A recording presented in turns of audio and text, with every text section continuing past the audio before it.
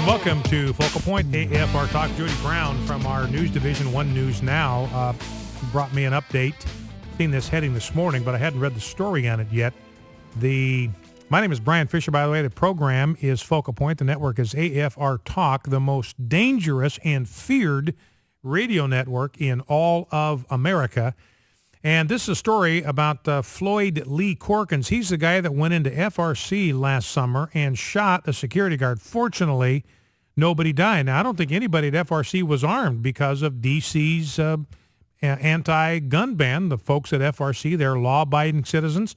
So there was nobody there that could defend this guy with lethal force. The guy that was there had to wrestle this Corkins guy to the ground and got wounded in the process. He pleaded guilty today to doing this thing. And you know what they found? They looked at his family computer and they found that he had identified his targets on the Southern Poverty Law Center website. Now remember, SPLC lists FRC and the AFA as hate groups. And that's where he went to get his targets for his hatred. Now, the FRC is not a hate group. We're not a hate group.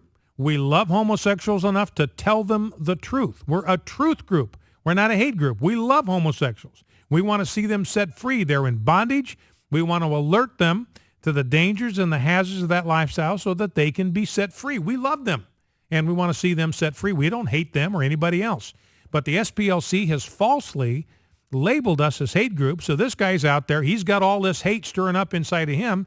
He's looking for somebody to take it out on. He goes to the Southern Poverty Law Center, and they direct him to FRC. Now, if our offices, AFA, were located in Washington, D.C., he might have come after us. Who knows? And I would suggest, without going into any detail, that he would find that AFA is better prepared than other pro-family organizations to deal with a threat of that magnitude. So anyway, he came in and pleaded guilty, and Tony Perkins said this morning: the Southern Poverty Law Center can no longer say that it is not a source for those bent on committing acts of violence. Only by ending its hate labeling practices will the SPLC send a message that it no longer wishes to be a source for those who would commit acts of violence that are only designed to intimidate and silence Christians and others who support natural marriage and traditional morality.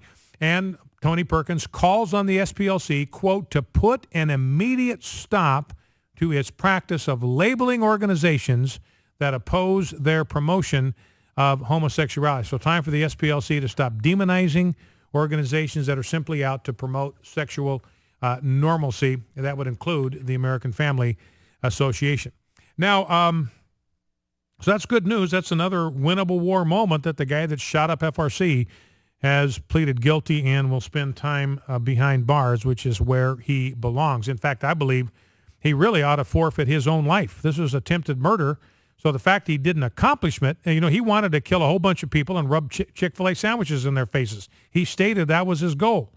And he shouldn't be rewarded for his incompetence and his ineptitude by being allowed to escape capital punishment. This is a capital crime. It ought to be.